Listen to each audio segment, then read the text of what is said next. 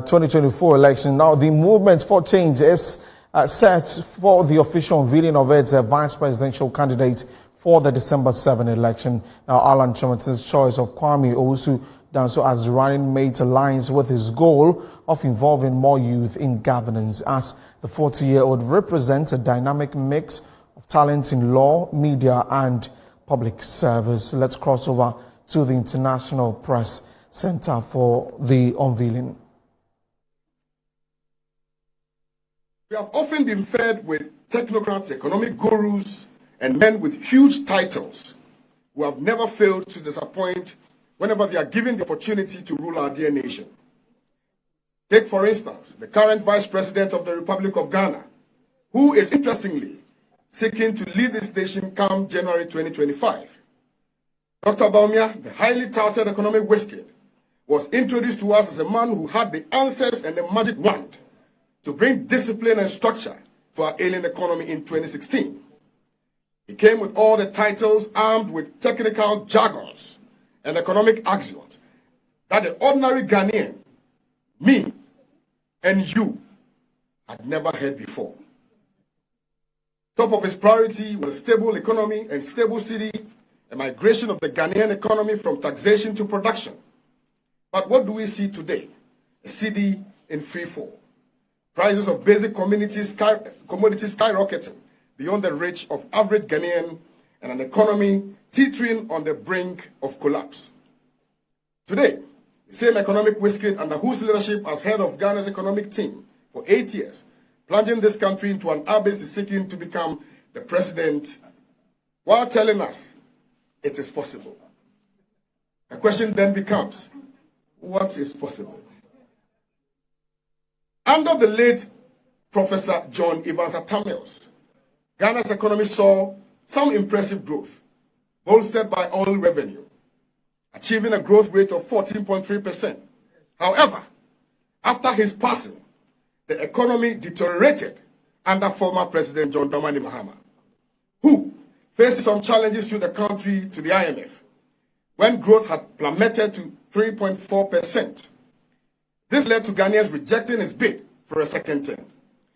Unfortunately, in the last decade, the economic situation has worsened, with macroeconomic indicators deteriorating further under the leadership of President Nana and Vice President Bawumia, pushing the country into deeper economic distress.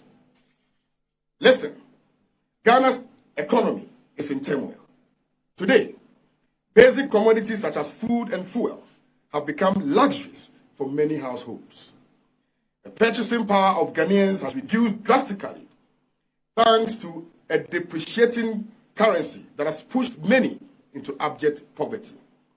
Small and medium-sized enterprises, which are supposed to be the backbone of our economy, have been relegated to the background and are now suffocating under the weight of excessive taxes, high interest rates, and a volatile business environment. Foreign direct investment has slowed, and local industries are being outpaced by cheaper imports because we have failed to prioritize industrialization and sustainable growth. Ghana today, unfortunately, is a sad spectacle and a far cry from what is meant to be a great nation, a prosperous nation, a nation where dreams and aspirations of its citizens are met. We, the youth of this nation, brimming with potential and energy, are facing a bleak future. Several thousands of our graduates are leaving universities and polytechnics with qualifications but no opportunities. The informal sector, which provides livelihoods for millions, is stifled by a lack of access to capital, while corruption and inefficiencies continue to drain this economy of its vitality.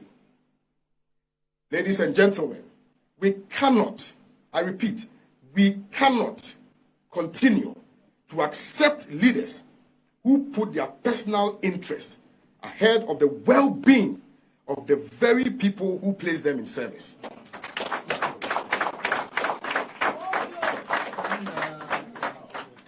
We cannot remain cursed for all of our natural endowments. We cannot continue to suffer this canker of galamsey, which threatens our very existence.